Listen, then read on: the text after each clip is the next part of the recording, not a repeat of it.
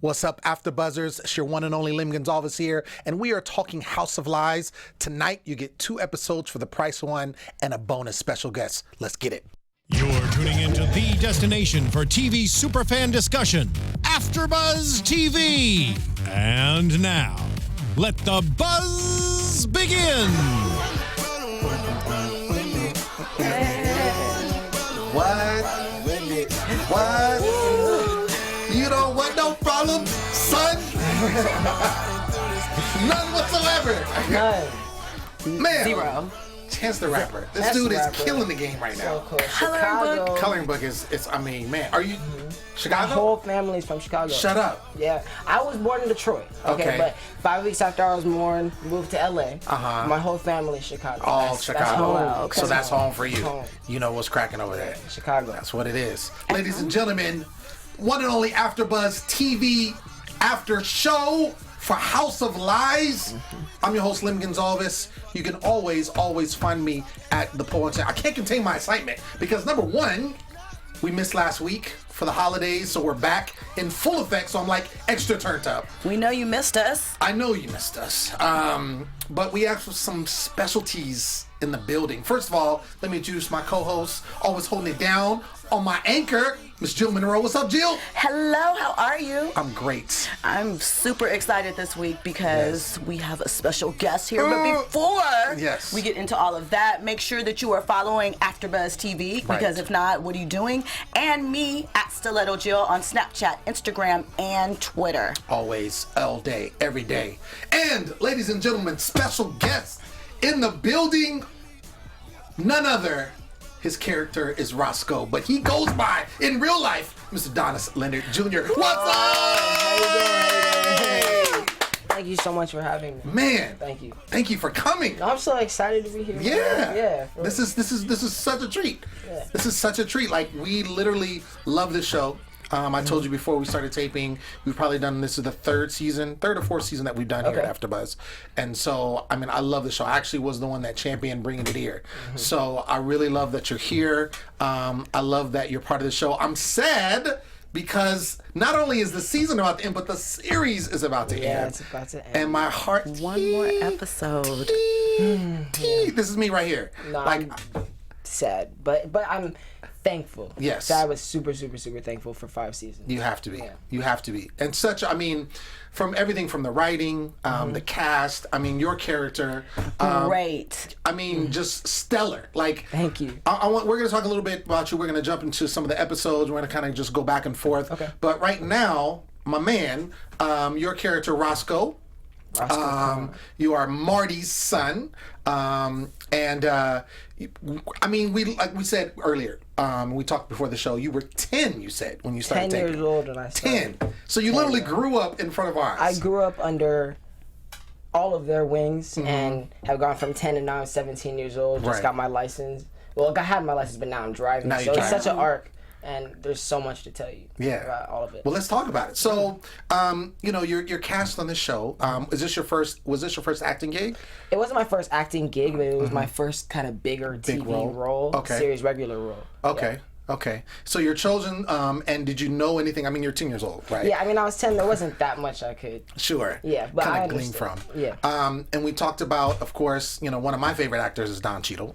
Love him, and everything he does. So for me, when he became a part of this show, I was like, if he's gonna do this, like, this has to be something. There has to be magic with the show because of what he brings, you know, to the big screen. Right. In meeting him and getting to know him, talk about that experience. Well, the first time I ever saw Don in person, I was in the lobby waiting for basically like my final audition. Okay. And he walked by to go to the bathroom, and I just remember like caught my attention. I was like, oh my gosh! And I didn't say anything, but it was incredible. And now getting to know him, he's one of the nicest people I've ever met. And but when it's time to work and it's time to grind, on point every single time. If there was anything I ever missed, he caught it, and that's what helped me clean up everything for me and just be ready for the future because Don has just been an incredible mentor for me for the past 5 seasons. That's awesome. Yeah. That's awesome. I'll say this and then Donis, if you can get like kind of center on the mic so we can really hear you, because we want to hear everything you're saying. Everything. So your character Roscoe on this show, he went through some changes, throughout the seasons that we saw. Would you say that you're anything like him at all? Roscoe and I have similarities and we have differences. Both of us are really into fashion. Okay. We're into fashion in different ways. Roscoe started from a lot more colorful with pinks and purples from like the pilot to like second season into third, and then fourth going on, it got more, not gothic, but just, I think he just got really, he dove into designer and figured out what bag he wants to wear, what jacket he wants to match with these shoes, and he got really specific, and he's brilliant. That's awesome. Let's get into the episode. Now, we have 2 episodes that we have to cover. And the first one that we'll talk about, you were actually in this particular episode. And so it starts off with, it's actually interesting. They're signing a boy band. Dream out loud. You gotta say it right. Dream out loud. No, the apostrophe is there for visual effect, not to be pronounced. Come on. It's dream. It's dream out loud. Would you listen to them if they were a real band? Would you listen to them? I mean, is that what kind of music you like? I listen to everything, and I'm not just saying that just for this. Like, I really do, because I have another whole complete passion for music. So, yeah, I would. Which we're going to talk about in a moment. Okay. Yeah, because we want to know what's cracking. Yeah. We're cracking in the Donis land. And so, we see Jeannie, and she has her new political boyfriend, Seth, and he's like demanding her to be there for these appearances. Doug finds out that he's getting ghost, which I didn't know was a real term. I don't know if people use that. You heard that? Yes. Really? Was ghosting on you? Yeah, like Casper. Come on. Are you serious? Yes. I must be old, because I have never, when they said, it was dope. I was like, ghost. Okay, I'm going to use that. But I didn't know that was a real, I've done that. I'm like, I'm cool on this person. So and just vanish. That's just so foul. No, it's not foul. I feel like it's a very easy, gentle way to not, easy and gentle, you just disappear and never call again. No, I think that's kind of harsh. I would be sad. What do you want? If do you I want, just don't hear from somebody again, no, I would like you to tell me, spell it out. Hey, this isn't working for me, so we should just let this go. Really? Why can't we just be adult and be upfront? Don't do the slow fade. Because that leaves too many questions, and then if you try and come back 2 months later, it's a problem, because you can just say, look, I was going through things, I got busy. No, make it clear so that if you decide to circle back, we are all on the same page. Okay. Are you with me? Come on. Yes. That's the number one. See. Okay, shouldn't have opened up that can of worms. But anyway, back on focus. Exclusive, on focus.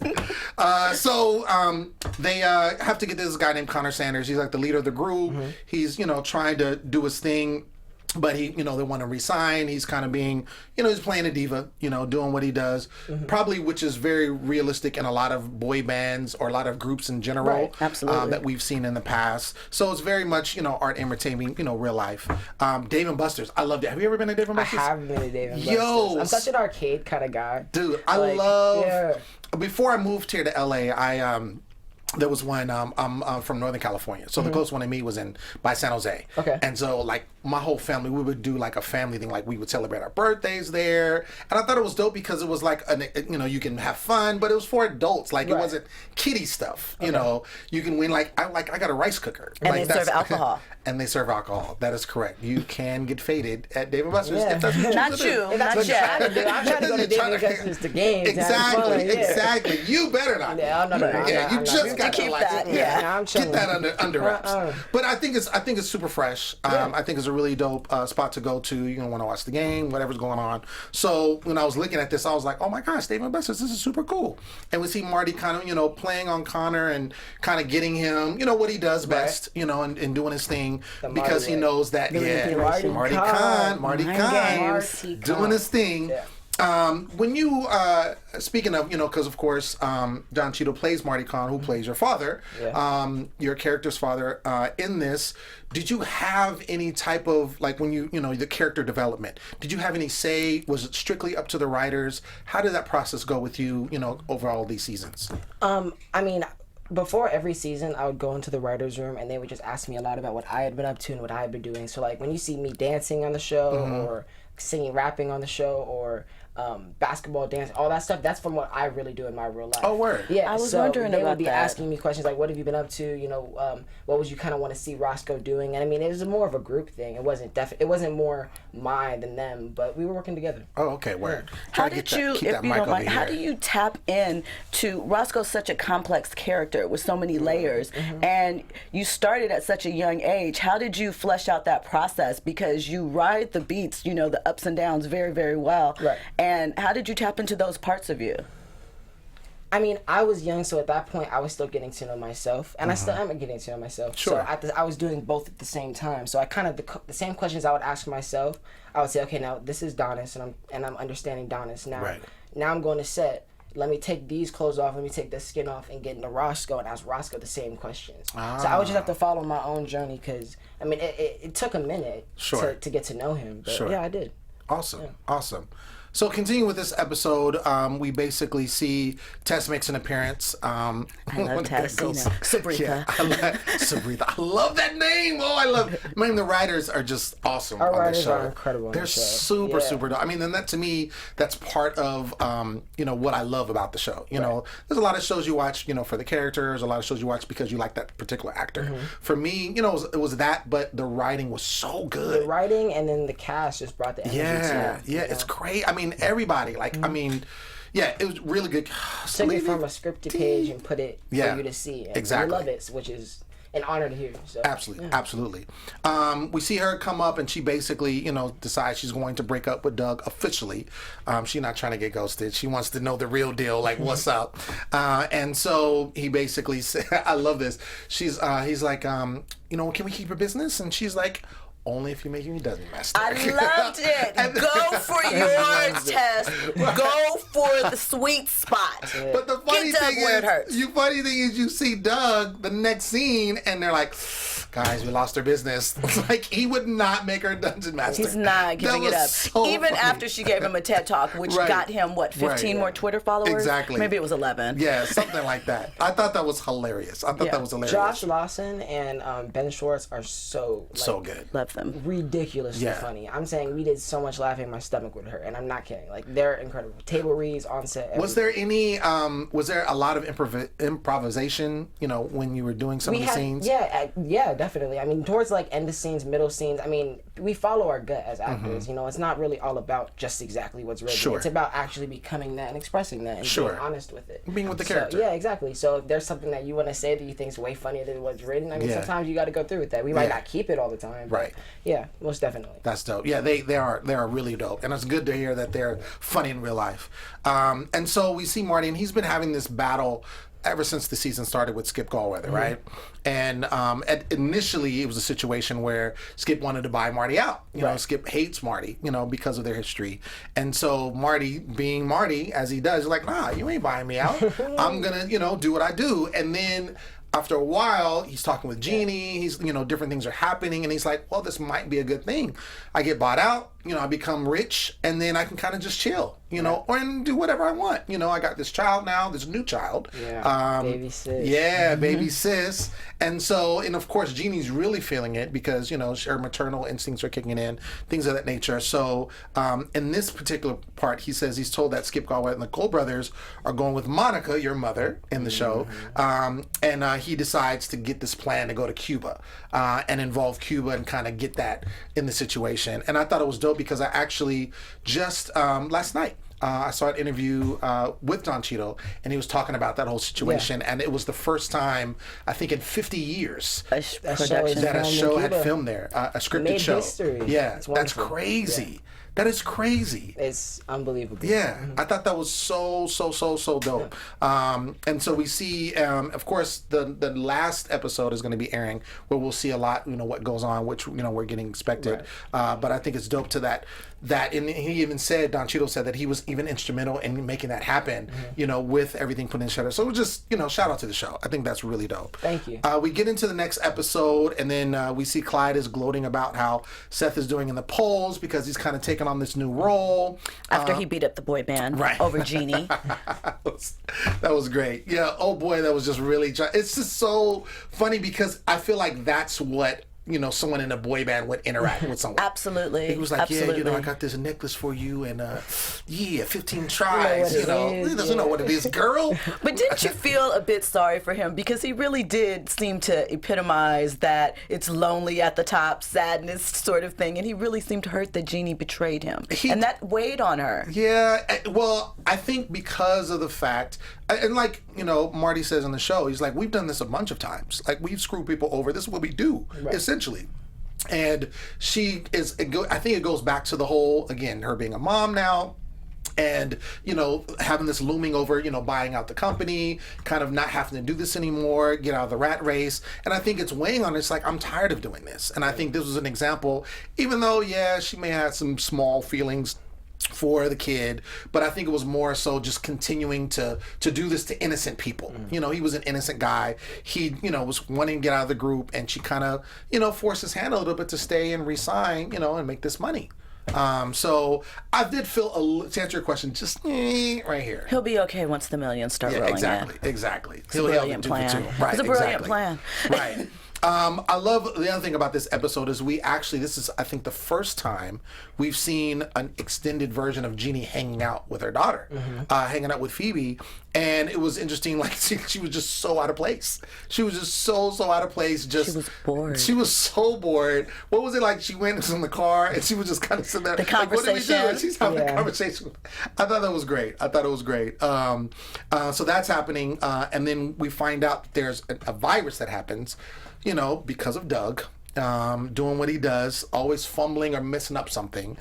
We find out this virus happens, and then now your mother in the show ends up getting this information, and now it's an issue because the idea that they had that was going to be Cuba and that was going to get everything into place is now compromised, and so that happens. The lady that plays Monica on your show, how is she in real life? Dawn Olivier is such a wonderful woman to work with.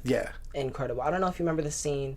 I walked in, it was like season 1, and there was an entire painting sitting on the wall, and it was just cigarette butts all in it. I don't know if you remember that scene, but it's been a while. Seeing her prepare for that, it's like, because I was young growing up, and I was so blessed to be around professionals that were so deep involved and connected with what acting is and their craft, and seeing her it just advanced me as an actor so much, being around her, Dawn, Glenn, all of them, everybody was awesome. That's amazing. That's amazing. It's funny because as fans, a show, and you watch the show, and of course, you people are acting. So it's always interesting to get, what they're like in real life, the things that they're like. Are they like their characters? Is it something that they really have to get into because they're not like the characters and things of that nature? So that's dope that that you're able to learn from that. What would you sponge. What would you say? Now we're talking about you started at 10, you're 17 now, so 7 years essentially. What would you say is probably the biggest thing you learned in those 7 years of being on the show? Just as an actor, doing this, as a career. To trust the process, because there were times where I'd be sitting there just struggling with the role. Like, it wasn't always easy, and struggling with me trying to figure out how am I going to portray this, because it was powerful. I was one of the first kids to ever play a role like this on TV. Wow. Right. So it wasn't a joke to me. It's never been a joke to me. So I was like, okay, how do I want to express this? How do I want to do this? How do I want to show the world Roscoe? That's a lot on your shoulders. But just to trust myself, because if you overthink it, you're just gonna I don't want to say kill yourself, but you're gonna beat yourself down and down. But no, it took a lot of time, and I'm happy I did it and happy I had that experience. It just seems like there's so much growth involved with something like that. Like, it's tremendous, because not only, as, you're learning the acting process, like you said, learning different things from, people on the show, finding out more about the character and developing the character, but you're growing up as a human being. Yeah. Like, you're getting older as a regular human being, like going into, teenage life and school, how much different. All of that stuff like that. I can't imagine, you see, some of these other kid stars that, grow up and go through that process. And I just can't imagine being a child. Because I'm thinking, like, when I'm at 10, like, come on, man. All I want to do is eat cereal and watch cartoons. Play like, Barbies. I was not taking on serious issues and delivering. Yeah. That's the thing. You delivered and showed, the different layers of it, the emotions that you go through. So kudos to you for that. Thank you. On the same point that Lem brought up, when you walk away from this show and you go on to your other things in the acting process, do you think that everything that you learned, you will then deliver to your new coworkers and new situations and casts? You mean like share with them the tricks I have in my brain? Yeah. I mean, I guess it depends on how close I get with that person, just because I don't want to say it's secrets for me, but it's valuable to me. Right. Like, that information means something to me. So I wouldn't just give it to anybody, but it's definitely something that if I was having a close conversation with somebody, I'd tell them whatever. Sure. Especially if it can help them. You know, somebody that is going to help. I have so many friends that are actors and call me and are like, dude, I have this monologue I'm working on, or this, and we talk about it for as long as they need help on it. Yeah. That's awesome.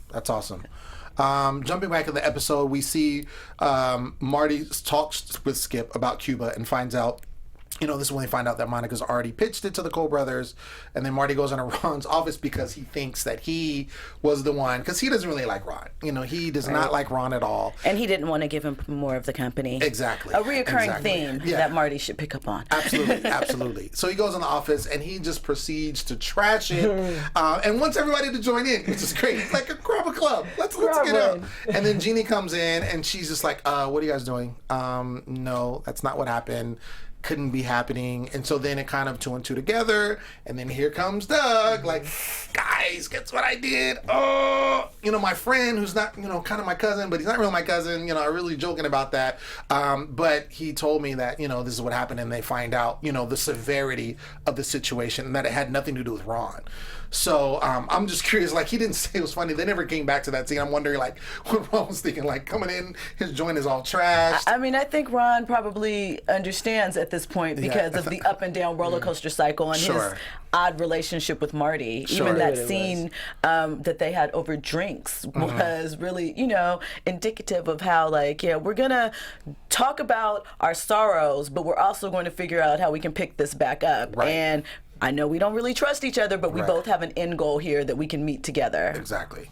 I like that. Steven Werber kills it. Absolutely. So that's when we find out, you know, Doug's friend Bruce, who he said it was his cousin Edgar, found out the service compromise, and then we Doug and Jeannie work at home, and there's a scene. This is the scene where you come in, and they have this, you know, they're talking, and you kind of walk in. Your character does, and they kind of, you know, close up the laptops real quick. like, I wouldn't see that. What's going on? What's going on? It's like, oh no, nothing. We have nothing going on. But they're just afraid because, of course, Roscoe's mother, you know, is and she's the enemy at this point. And so they don't know what's going on. They don't know if, you know, you end up getting infiltrated or what the situation is. So they're just trying to play super safe. And so and then they kind of have these moments, and I really liked this particular season. It would just be interesting if it was to continue, like, where it would go, the relationship with Marty and Jeannie, because this is where you see they have this child, right? This is all happening in this particular season. Have the child, and the kind of their relationship, and kind of how their relationship is correlated. Because prior to that, it was always this love-hate thing, you know. And then, of course, Jeannie left, went to another firm, and now she's back. She has the baby, and they have these moments that are really sound. And I really love, like, how it kind of shows Marty's softer side. Yeah. And kind of like, he does have a heart, you know. Yeah, absolutely. Because he always has this exterior, you know. And even, you know, when you know, his father in the show, and kind of the speech that he gave him that one episode where he was like, yo, I'm done. I'm out. I'm done helping you raise. You know, you got to do your own thing. And this is something, you know, you have to learn. And I think it hit him. It was like, yo, because with your character, I feel like Marty made a lot of mistakes because he wasn't there, because he was always hustling, always on the grind. And there was things that I feel like your character resented him for. What do you think? Do you agree with that? Every kid wants their parent to be a superhero. Always, you know. And then when it's hard to accept that everybody's not perfect. Right. And I think Roscoe is just wishing, you know, I'm comfortable with my skin. Why can't you be the same? Why can't you be connecting with me? Why am I trying to connect with you and you're not coming home on time? You're not this, you're not that. And then it's a hard pill to swallow. And as Roscoe's growing up, I mean, imagine all the stuff that he's going through at school that you guys didn't even see on the show, but just Roscoe's life, what could have been going on. So I think it was a lot to handle his dad not just being the dad he wanted him to be. But, absolutely. It makes sense. So we then go into the meetup with the Cole brothers, and then, of course, Skip shows up. miraculously like, oh, I'm not going to miss this. And they kind of, in true Marty fashion, he flips the script on him. And he's like, oh, yeah, let's talk about this. Let's talk about how you did this. Let's talk about how you did that. And so the Cole brothers basically say, okay, this is the deal.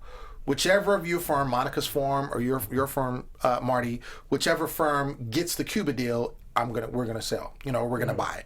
And so then we see Seth, who is Clyde's. He's loving this position because at first he was very leery of taking it, didn't know if he wanted to do it. Now he's like all in, and he has this conversation, and Seth kind of, he kind of bowls him over. He plays him. He plays him big time. Like, hey, and he's like, you didn't think you were going to be the one, did you? Did you really? Like, oh, sorry to burst your bubble, but that's not what's going to happen. So Clyde's feeling some kind of way, and it was interesting because Clyde was the one that worked for Monica. And we saw that whole situation unfold, and how what was it, the fork stab? That was great. That was a crazy episode. That was but it was great acting. I really loved it. Really loved it. And so we see the team head to Cuba, and then we see this again moment with Marty and Jeannie talking about their future and kind of how everything's going to go down. So at this point, it's literally one more episode, and then the series is done. So I'm really excited to see. Obviously, it's taking place in Cuba. Yeah. We talked about this. Taking place in Cuba. You didn't get to go. Sucks. I really wanted to. But I feel still connected to it, of course. Absolutely. Honored to be a member of the show that made that piece of history. Sure, absolutely. Yeah. So one more episode. It's going to go down. Like I said, I'm gonna try to hold back my tears because I really like the show, and of course, nothing lasts forever. Right. And I'm sure that, like you said, you had an amazing time, and your growth and just your experience and being on such a groundbreaking. And like you said, and I never really thought it that way, but it makes sense. You had a really groundbreaking role, in doing this. Like you said, you were the first kid that had. I mean, there was a lot of dimensions. Like your character went through so many different facets. I've met people that have told me, you've helped guide me through my life with the way you've played with this character, and how Roscoe's always been so comfortable with himself. Like that's something you haven't seen. You've never seen Roscoe let somebody completely tear him down. Right. Because it's like he has that inner confidence that's just strong in him. And I even think that's something that Don's character, Marty, is like envious of in his son, because sometimes it's hard for Marty to have this exterior wall because of the business he's in, but then come back and see it's not perfect at home. Right. And his relationship with the girl he really cares about is not perfect. And then his relationship with his ex is not perfect. And things like that get to people. So Roscoe's it was a groundbreaking role. That's awesome. That's really, really dope. So before we close out, I want to talk a little bit about Donis and what Donis has going on. So, I mean, there's a lot of things that you're involved with. Can you just kind of tell some of the fans like what you have going on and things that, in the future that you have planning on? I know you just got your driver's license. Yeah. You're rolling now. Yeah, now you're all around LA. Taking so many pictures. Cause I don't do photography professionally, but just for fun, I bring it with me everywhere. I take as many pictures as possible. Okay. And then as far as acting goes, I have a couple different scripts I'm reading right now. I'm not allowed to talk about them. Obviously. But I'm reading them and I'm excited about what the future holds. Okay. But that's just acting. And then as far as Donis personally, then there's charity I've been doing. My mom's a first grade teacher. Okay. So since I've been little, I've always loved to read. That's been something I love doing. Me too. So I hosted for the last 4 years. I've hosted at the California African American Museum, the Literacy Day. Oh, really? Yeah. So where authors come and share their books, and we just appreciate what reading is and what literacy is and what it does for the world. And then aside from that, for the Dr. Seuss's, what's the day called? I think I know what you're talking about. You know what I'm talking about? Yeah, Dr. Seuss. But I can't think of the name. I'm reading Read Across America. There we go. For the past 2 years, I've read to first, second, and kindergarten at Charles Lindbergh Elementary School. Oh, wow. Yeah, and gone and do that for them. So, I just love reading books to kids. That's super cool. Yeah, and then I'm about to release a T-shirt. For animal charities. Yeah, I'm going to donate the proceeds to that. And on the front of it, I don't want to tell you everything yet, but it features my dog at home. Nice. Yeah. Can you tell us what type of dog? I have a Yorkie Shih Tzu mix. What? I love Shih Tzus and Yorkies. I just got 2 Yorkie puppies. We're bonding. Oh, really? Yeah, because my Shih Tzu passed away a couple years ago. So see, anyway, not to bring the vibe down. Let's bring it back up. That's I love dogs. My best friend just got a little pit bull puppy, and the most adorable thing in the world. I'm so attached to animals. I have a cat too named Velvet, who is a more older woman but very classy. Yeah, very nice. classy. Yeah. Awesome. With the name like Velvet, you have to be smooth. That's really, really cool. And we talked a little bit about this, and you said you don't have anything out, but music. You're also involved. Talk about music. Like, what's going on with music? When I first started loving music, ever since I was little, I listened to it just like lyrics-wise or just how it would sound. But now, being around more musicians and just really taking it more seriously, listening to production and harmonies and layering and so many different things. So I'm starting to work on my own stuff. A combination, a little bit of rap and a little bit of singing. And I'm not releasing anything yet, but for me, it's just I can't wait to show you guys in the future what. There's so much stuff I have ready for the world that I can't wait to show you guys. Oh, ready for the world! Who are some of your musical influences? Like, who have you been listening to that's sort of taking you over? Okay, Michael Jackson. Number one. Michael Jackson, incredible. Rapping wise, Nas is super good. Kendrick Lamar. Right now, when I'm turning up, I'm listening to Lil Uzi, but that's just fun. That's just crazy. Yeah, but I listen to every single genre. Like I want to know. I mean, I love James Bay. I love. I mean, even like Ariana Grande's production and her music is so incredible. It's just everything I can possibly hear. If somebody gets in my car, I give them the aux cord. You know, some drivers are that's different. Trust. See, that's a lot of some trust. drivers are different because I listen to so much music on my own. When somebody gets in my car, I want to see what they have. What they have going on. Yeah, because that's just more knowledge for me. So I take all of that in. Okay. Yeah. See, a music connoisseur. We like that. Yeah. That's a lot of trust. If I trust you with the aux cord, I tell them you're winning. You're winning. You got 2 songs. Right. That's 2 songs, man. 2 songs. It's like, I make it happen. like, snatch. Exactly. No, not more. Yeah. That is very trusting because, I mean, I'm a music lover. I love all types of music as well, but you really have to trust somebody with the aux cord. Oh, yeah. You have Most to because definitely. some people I've heard, and I'm like, denied. Like, I don't know. That's the vibe for the entire ride and possibly the day. Yeah. So it's an important job. Exactly. It's really important. But I think also for me, and I love learning about new music. Yeah. So I do, you know, it is good to kind of take that risk and kind of see, like you say, what other people are going on. But I think it's cool too when you play your own music for the other people to be like, yo, who's that? Because I've done that several times. Like, and people are like, oh, who's that? I'm like, oh, that's such and such. Oh, that's you ain't never heard of him. Oh, he's crazy. Yeah, putting other people on. Right. And My they're friends like, and I I gotta share, get that. I was just doing that yesterday. You know, I had some people over and I was just playing a mix and one of my homeboys was like, yo, this mix is dope. And he had to like write it down. You know, it was a Spotify mix, you know, that anybody could pull up. So just finding out stuff like that I think is cool. But I love music. I think it's very universal. Speaks to everybody. I mean, what can you But it's so much more than just music for me. Like, I'm about to go to New York. Okay. I leave June 28th and I'm going to a film academy to film short films and to be a director too. So that's what I'm going to do, and then I'm gonna come back and be filming my own shorts out here. So I just want to do everything. I want to do visuals, I want to do videos, I want to direct movies and then put my own music in them or other people's music and produce and do everything. Bro, you're not even 18. Not even yet. But it's just World I can't wait. Take over. Yeah, do it now. It's coming. Do it now. Right. It's coming. No, do it. That's what I'm saying. If you got the drive, do it now. And I think that is dope that you have that because I think, you know, you got some people that just rest on their laurels and just like, oh, I'm gonna take a break or whatever. And I think it's good to like while you're young to do all those things and see what really works because not everything you may not like. Yeah, exactly. You know, you might try something and not want to do that. Like, it's exactly. like, okay, well, at least I had the experience. Right. But then when you find something you like, you're like, yes, and you dive into it. And if you never tried it, you wouldn't even know. Exactly. So that's amazing. That's amazing. Man, thank you so much for coming in. No, thank you. This is great. Yeah, Can I ask you a question? Yeah. Absolutely. What's been your favorite, like, I want to, not your favorite episode, but your favorite season, like storyline for the entire show? Like, which one would you say your favorite?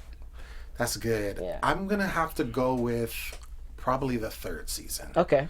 Just the things that took place in the 3rd season for me, it was just there was a lot going on. We were introduced to a lot of things, a lot of characters that we haven't seen, some that are not, you know, part of it anymore. But to me, that was the pinnacle. I don't know if it's just because it's the middle, you know, it kind of worked out that way. But to me, the 3rd season definitely went hard for me. Yeah. I really loved the 3rd season. How about you? So I don't know if I can pinpoint a season, but one of the things that I just love about the show in general was the complex relationship between yourself, Monica, and Marty. Obviously, just because looking at that dynamic of parents who are go-getters, who are ruthless, but still have to parent a child who is, you know, going through things and expressing himself. And partially, I feel like, obviously, their influence in how they handle the world is reflected in Roscoe, and just that whole dynamic and watching you grow through that and watching how it affected them, even within their business, was really interesting to me. I think it was part of the heartbeat of the show. And I just love that Monica was crazy. crazy. And, you know, just their energy bouncing off of each other. But just that was really great for me. Yeah, Monica was great. That's a crazy. She played that role good. Yeah, like she played that role good. And was fierce. Beast. Yeah, with super it. fierce. Beast. Yeah. No, she's crazy. But I love it. I'm just trying to reflect. I mean, there are just so many good things about the season, about, you know, the show in general. And I think that, you know, the fact that they can go, you know, out on a high note with the whole Cuba situation and kind of have some groundbreaking history there, I think that's dope. And I know that everybody that's on the show, I'm sure, got something from it. And it's just, I mean, I don't know. It's going to be hard for, I'm looking like what would be the next show that would emulate that, because that was such a dope cast and such good writing. When we, you were out, unfortunately, when we had the executive producer Jessica, I'm blanking on her last name. One of the things that we talked about was how the show tackled various issues, but you didn't feel like you were being rammed down your throat with, you know, social consciousness, but it handled it funny and very smartly, but still kept you entertained. So that's one of the things, which goes back to the writing and things that we talked about, that I always just loved in general, because you were entertained, but you got a little bit of medicine with your sugar. I'm glad you brought that. I hate that I couldn't be there, because I know she was a great guest and gave a wealth of knowledge on the show. My thing with that, just piggybacking, is interesting that it seems like you said, it wasn't forced, but it almost like they made a point to make it happen, though, even though it wasn't forced, but you know that it was specifically placed there. And I appreciate the fact that it was specifically placed there, because what it did is tackling these issues that may be taboo, or maybe some other shows just couldn't do it, because, you know, obviously this is on Showtime, so there's a little bit more liberty than if you were on, you know, some other network or things like that. So I think it was perfect that it was, you know, on the net the way it was, but able to do that. And the show was only 30 minutes. Yeah, when you think about it, they did so much. A Yeah, because there's some shows an hour and you're like, okay, you could have done more. But this show was only 30 minutes, and the episodes tackled so much and did so much in that short amount of time. It made you think about so much. Exactly. And it's one of those things, like, it gave you enough, and then, okay, now digest that. Yeah. And then we're going to hit you next week. For something new. Yeah, exactly. Something new every week. That's what it is. That's what it is. Ladies and gentlemen, that has been our show. We want to thank you so much for tuning in. Of course, we want to thank Donis for coming by and being here. So happy about that. I'm going to bring my tissues next week for the series finale. I've been your host, Lim Gonsalves. You can find me always at The Poet Saint. That's on all the social media platforms. Jill Munroe, where can they find you? You can find me at Stiletto Jill, all the social media platforms, Twitter, Instagram, Snapchat, and make sure you check me out on Jackson Stiletto Jill for all your sports and pop culture gossip. Absolutely. And Donis, where can they find you? We need to be able to keep up with you. Instagram and Twitter is the Donis Jr. THE Donis Jr. And then for Snapchat, it's Donis6. Donis6, just Donis6. Oh, Donis6. Donis6. There it is. Keep it simple. Yep. Ladies and gentlemen, you've heard it here. Make sure you tune in next week, because it will be, again, the series finale. And again, it's going down all day, every day. You know what it is. We'll see you next week. From executive producers Maria Menounos, Kevin Undergaro, Phil Svitek, and the entire AfterBuzz TV staff, we would like to thank you for listening to the AfterBuzz TV network. To watch or listen to other after shows and post comments or questions, be sure to visit AfterBuzzTV.com. I'm Sir Richard Wentworth, and this has been a presentation of AfterBuzz TV. Buzz you later. The views expressed herein are those of the hosts only and do not necessarily reflect the views of AfterBuzz TV or its owners or principals.